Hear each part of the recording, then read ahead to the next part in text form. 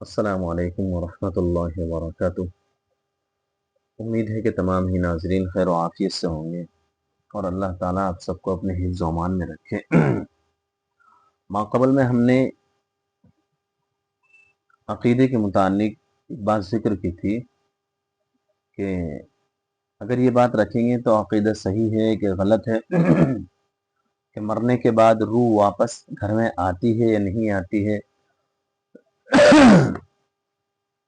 اور اگر آتی بھی ہے تو کس کی آتی ہے۔ پھر اس کے بعد ہم نے یہ ذکر کیا تھا کہ بعض دفعہ کبھی خواب کے اندر ہم کو یہ شکل لگتی ہے کہ گھر کے اندر روح آئی ہے، تو روح آتی ہے واپس یا فرشتے آتے ہیں۔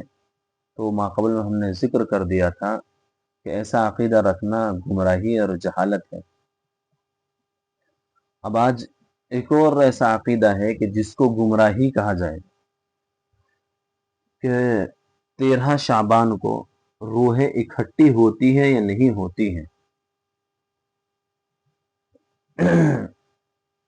ایک سوال ہے کہ 13 شعبان کو لوگ عرفہ کا دن کہتے ہیں کہ اس دن تمام روحیں اکٹھی ہوتی ہیں، اور بہت سے علاقوں کے اندر لوگ اس دن بچوں کو، بوڑھوں کو کھانا کھلاتے ہیں اور فاتحہ وغیرہ دلاتے ہیں کہ تمام روحیں اکٹھی ہوتی ہیں اور وہ سب کھانا کھاتی ہیں۔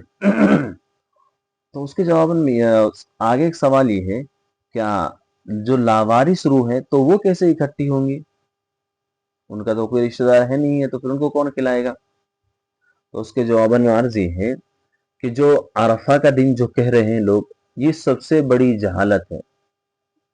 عرفہ کا دن شعبان کے مہینے میں نہیں آتا ہے، صرف ذوالحجہ کے مہینے کے اندر آتا ہے۔ اور یہ کہ روحیں اکٹھی ہوتی ہیں، یہ بھی سب سے بڑی جہالت ہے۔ کوئی روح اکٹھی نہیں ہوتی ہے، اور یہ جو بات بنا رکھی ہے کہ بے روحیں اکٹھی ہوتی ہیں اور اس دن تمام روحوں کو کھانا کھلانے کی وجہ سے ان کو سکون ملتا ہے، یہ سب جہالت کی باتیں ہیں اور کوئی سنت طریقہ نہیں ہے، اور نہ اس کا کوئی شریعت کے اندر ثبوت ہے۔ ایسا عقیدہ رکھنے والا آدمی گمراہ ہے۔ اور دوسرا سوال یہ ہے کہ جیسے آج کل ہمارے بہت سے نوجوانوں کا بھی رہتا ہے اور بہت سے دوسرا احباب ہیں کہ ہم تو مرنے کے بعد میں ہمارا جسم ختم ہو جائے گا، تو پھر عذاب ہم کو کس چیز پر دیا جائے گا؟ بدن ختم ہو گیا، ہڈیاں گل سڑ گئی، بدن سڑ گیا، تو اب جسم کس چیز، عذاب جو ملے گا ہم کو کس چیز پر ملے گا؟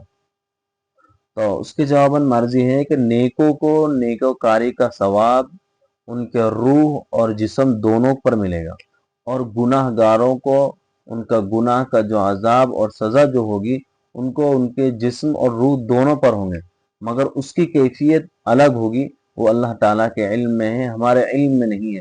ہمیں صرف یہ عقیدہ رکھنا ہے کہ جو عذاب ہوگا وہ جسم اور بدن اور روح دونوں پر ہوگا، اور ثواب جو ملے گا تو اس کا جو فائدہ ہے اور جو اس کی لذتیں ہیں تو اس کو بدن اور روح دونوں محسوس کریں گے۔ ہمیں یہ عقیدہ رکھنا ہے۔ اللہ تعالیٰ عمل کی توفیق عطا فرمائے۔ السلام علیکم ورحمۃ اللہ وبرکاتہ۔